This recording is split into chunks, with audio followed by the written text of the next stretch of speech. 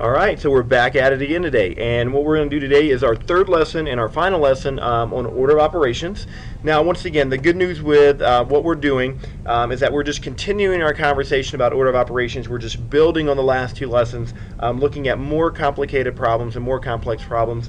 So the good news is it's still the same order of operations. We're still going to work with our grouping symbols, exponents, our equivalent operations, multiplication, division, and then our equivalent operations, addition and subtraction. We are still going to try not to do too much. And it's really important with these problems, okay? If you try to do too many operations at once, what happens is sometimes it becomes jumbled, you make a lot of small mistakes, and then by the time you get to the end, all right, it doesn't look like the same kind of problem. All right, so just do that one step, bring everything down vertically, and once again, I suggest that in the beginning, especially right now, till you feel really comfortable, anytime you have those double signs, make sure you change them in your problem, and so you can see exactly what operation, what type of numbers you're working with. So let's just go ahead and jump right into an example. All right, so now once again, we have multiple operations here. I have an exponent, I have an addition, I have implied multiplication, and I'm subtracting here. All right, so we go through our order of operations. Notice we do have grouping symbols here, but they're down to one number, so there's nothing to do inside of those. So I'm going to go to my exponent, and I'm going to go ahead and simplify 7 squared. Remember, 7 squared is 7 times 7, so that would be 49. I'm going to go ahead and bring down everything else nice and neat, all right, keeping everything together. And I can see the whole problem is the same except for this one piece that I've done. Now I'm going to do my multiplication. So I've got 49 plus, now 5 times negative 6 would be a negative 30, and then minus negative 8. Now we can see we have two sets of double signs, so I'm going to go ahead and clean both pair of those up. All right, so 49, then a positive times a negative becomes a negative.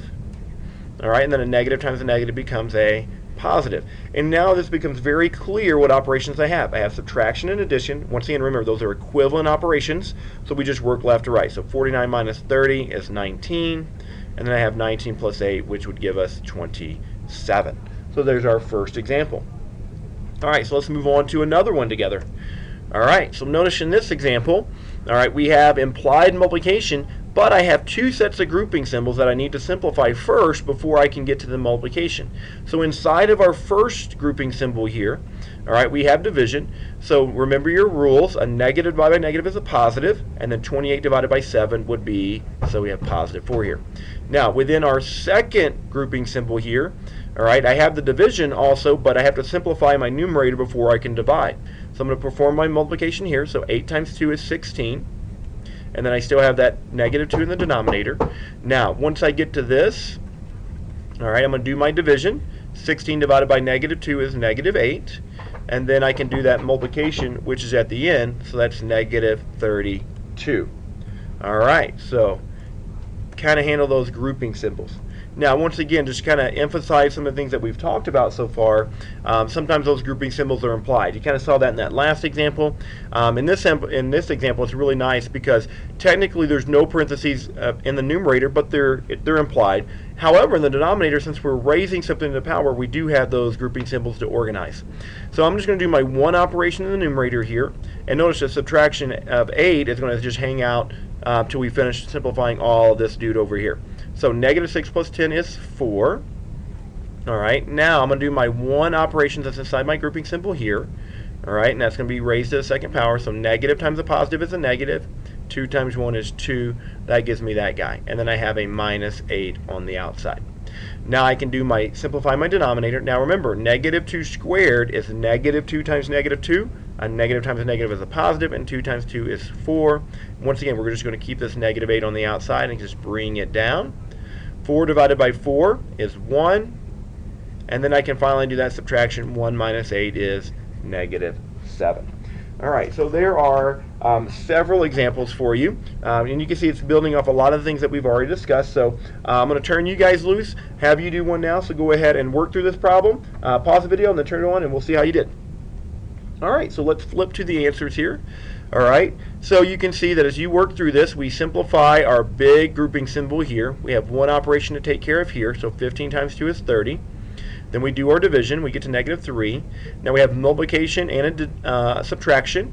So I do my multiplication first. If you want to clean up those double signs, that would be terrific. And then we get to negative 10 at the end.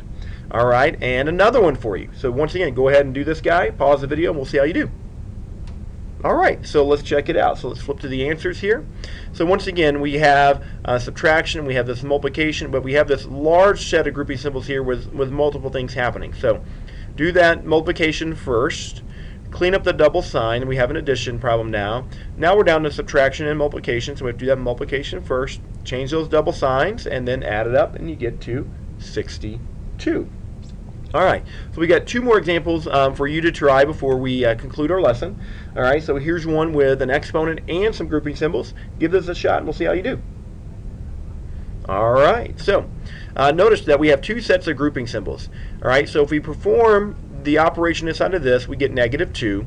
Now, you could work inside of this grouping symbol simultaneously, so you could do one operation in here, and kind of back and forth. I didn't start anything in the second grouping symbol until I simplified the first. That's kind of a personal preference, so just kind of what you want to do, but in the end, you should end up with -8 from simplifying this guy. You should end up with -1 from simplifying our second set of grouping symbols, and then we should end up with -8 times -1, which is a +8. So some of you might have got there a lot sooner because you may have simplified the second one simultaneously as you did the first one. Perfectly fine. All right, so let's do one last problem here. All right, so this is the final one for this lesson, so give this a shot, and then turn the video back on. Let's see how you do. All right, so the real challenge in this is really this denominator, and we have a lot of signs going on. So you can see that I changed our negative to a positive, and then once again, addition and subtraction are equivalent, so I just work left to right. -3 plus 8 is 5, 5 minus 5 is 0, 0 minus 3 is -3, and then you can finally do the division, 21 divided by -3, which is -7. Now, some of you may have gone right from this step to this step. You may have just went ahead and simplified all of this at once. You did -3 plus 8 minus 5 minus 3 and got -3. That would be perfectly fine. Once again, just wanted to see all the little details in the problem. All right, so that wraps up our 3-day, 3-lesson conversation about order operations. Go ahead and do your self-assessment and your homework, and as always, come see me if you have any questions or concerns.